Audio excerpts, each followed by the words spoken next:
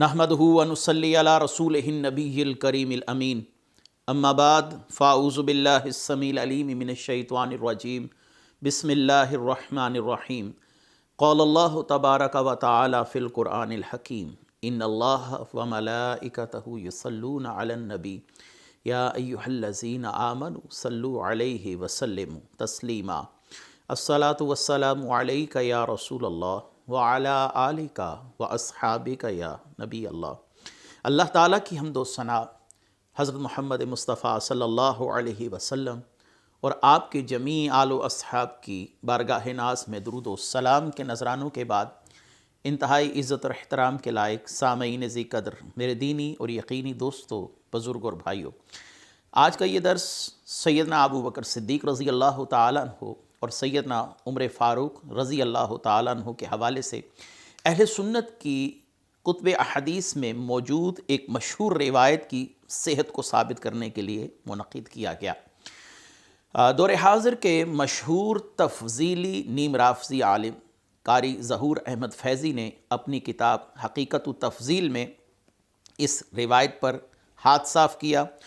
और इस रिवायत पर जरा कदा करने के बाद इस रिवायत को मन घड़त और झूठा साबित किया। ये अपनी किताब हक़ीक़त व तफ़ज़ील के सफ़ा नंबर 218 और सफ़ा नंबर 219 पर लिखता है कि इमाम तिरमिज़ी ने इस हदीस पर जरा कदा फरमाई, ये हदीस गरीब है, वलीद बिन मोहम्मद अल-मुवक्किरी की हदीस में ज़ौफ़ है, ये कहा गया है।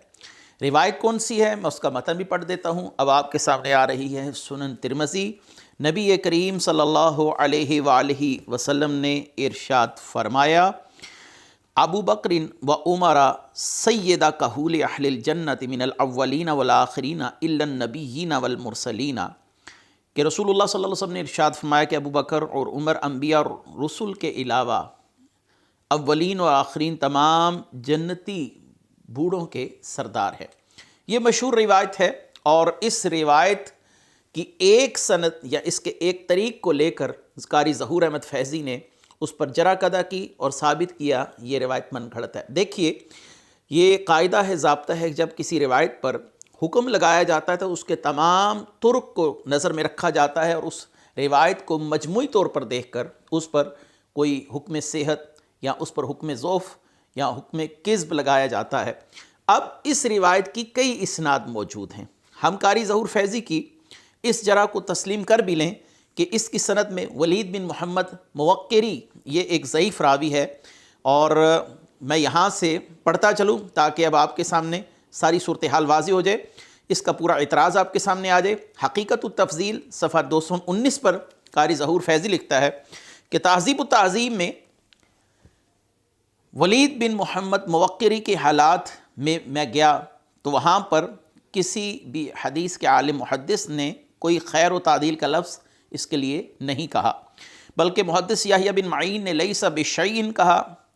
और अली बिन हुसैन हसनजानी ने कहा ये कज़्ज़ाब है। अली बिन मदीनी ने कहा कि इसकी हदीस नहीं लिखी जाएगी। जोज़जानी ने कहा कि ये गैर सिका है, वगैरह वगैरह। और आगे चलकर इसने आखिर में लिखा कि इमाम इब्न हिब्बान फरमाते हैं ला यजूज़ुल एहतिजाजु बिही बिहालिन, किसी हाल में इससे दलील लेना जायज़ नहीं। सफ़ा नंबर 220 के वस्त में जाकर ये मौसूफ़ लिखते हैं, इससे मालूम हुआ ये सारी कार्रवाई वलीद बिन मोहम्मद मुवक्किरी की है। इसने अनिस ज़ोहरी अन अली इब्न हुसैन से ये बेअसल रिवायत ठोक मारी है। बेअसल कहकर इस रिवायत को इसने मौजू और मन घड़त साबित करने की नाकाम कोशिश की है,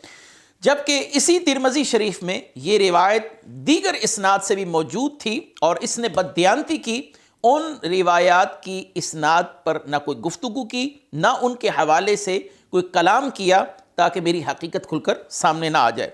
अब आपके सामने आ रही है सुनन तिरमिज़ी।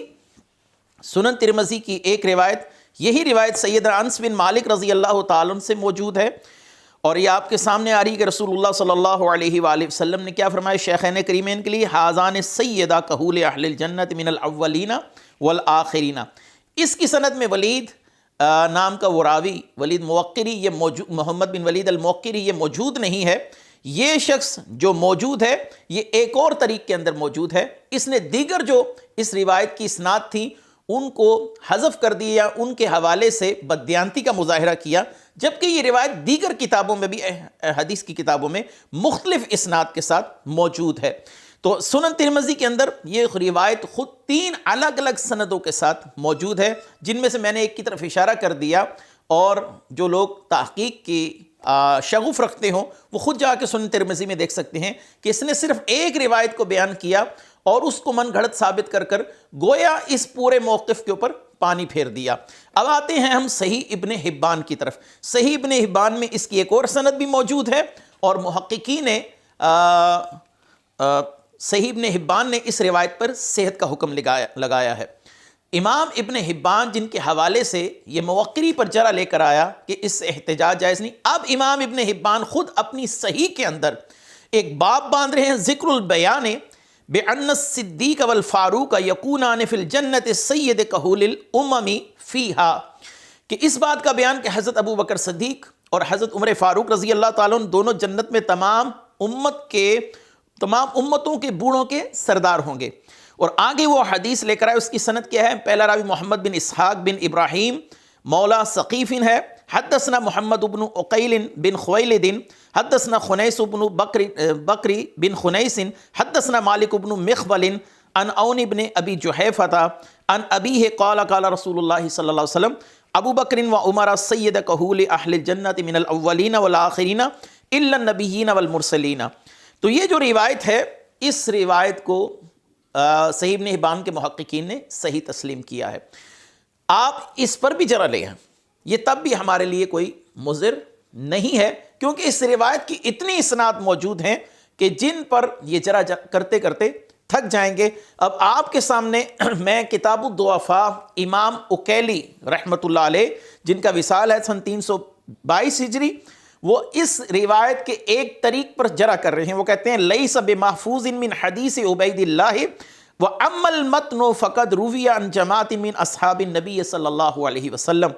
کہ عبید اللہ کے طریق سے اس روایت کو یہ کہا جا سکتا ہے یہ محفوظ نہیں، لیکن رسول اللہ صلی اللہ علیہ وسلم کے صحابہ کی ایک جماعت سے یہ روایت مروی ہے۔ اس کا مطلب ہے اس کے کئی ترک ہیں اور کئی صحابہ اکرام نے اس روایت کو بیان کیا ہے،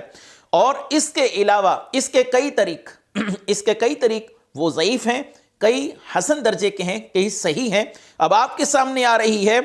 امام ذہبی رحمۃ اللہ علیہ کی کتاب تاریخ الاسلام، اس میں کیا فرماتے ہیں؟ وَلَهُ تُرْقٌ حَسَنَةٌ عَنْ عَلِيٍّ مِّنْهَا عَاصِمٌ عَنْ زِرٍ، کہتے ہیں کہ اس کا ایک طریق وہ حسن درجے کا بھی ہے، جو کہ مولا علی سے، آگے عاصم اور ان سے زر نے روایت کی، اور آگے چل کر اسی جگہ پر یہ لکھتے ہیں قال الحافظ ابن عساکر والحدیث محفوظ عن علی، کہ امام ابن عساکر جنہوں نے تاریخ دمشق لکھی ہے، ان کا قول یہ ہے کہ مولا علی سے یہ روایت محفوظ طریق سے ہم تک پہنچی ہے، مولا علی سے یہ روایت محفوظ طریقے سے مروی ہے۔ تو معلوم ہوا کہ اس کے بعض اسناد پر جرح وہ مجموعی طور پر اس روایت کی صحت پر کوئی فرق نہیں ڈالے گی، کیونکہ بعض اس کی جو اسناد ہیں وہ حسن درجے کی ہیں، جس کا اقرار امام ذہبی رحمۃ اللہ علیہ نے بھی کیا، اور یہ صرف مولا علی سے مروی نہیں ہے، یہ دیگر اصحاب رسول سے بھی مروی ہے، جیسا کہ کتاب الضعفاء میں امام اکیلی رحمۃ اللہ علیہ نے اس کے متعلق بیان فرمایا۔ اس کے بعد ہم آتے ہیں امام ابن عساکر کی اپنی کتاب معجم ابن عساکر کی طرف۔ آپ اس میں یہ روایت لکھنے کے بعد کیا لکھتے ہیں؟ جو مولا علی سے مروی ہے، آپ لکھتے ہیں ھذا حدیث لہ ترق کثیرۃ عن علی، یہ روایت مولا علی سے کثیر ترک سے مروی ہے۔ آپ ایک پر جرح کر اس روایت کو کذب، موضوع اور من گھڑت کیسے ثابت کر سکتے ہیں؟ مولا علی کرم اللہ وجہ الکریم سے مختلف متعدد اسناد کے ساتھ یہ کتب احادیث میں موجود ہے، جس کا اقرار امام ابن عساکر بھی کر رہے ہیں، دیگر اصحاب سے بھی موجود ہے، جس کا اقرار امام اکیلی رحمۃ اللہ علیہ بھی کر رہے ہیں، اور مولا علی سے جو طریق موجود ہیں ان کے اندر بعض حسن درجے کی بھی روایات موجود ہیں، جس کا اقرار تاریخ الاسلام میں امام ذہبی رحمۃ اللہ علیہ نے کیا۔ اور اس کے بعد ہم آتے ہیں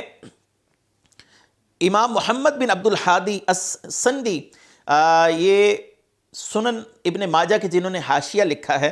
اور ان کا وصال 1138 ہجری میں ہے، وہ سنن ابن ماجہ کے حاشیہ میں لکھتے ہیں قد جاء بوجوہ متعددۃ عن علی وغیرہ، یہ روایت مولا علی سے اور دیگر اصحاب رسول سے متعدد طریق سے مروی ہے، یعنی اس کی کئی سندیں موجود ہیں، وہ چاہے مولا علی سے ہو چاہے دیگر اصحاب رسول سے ہوں۔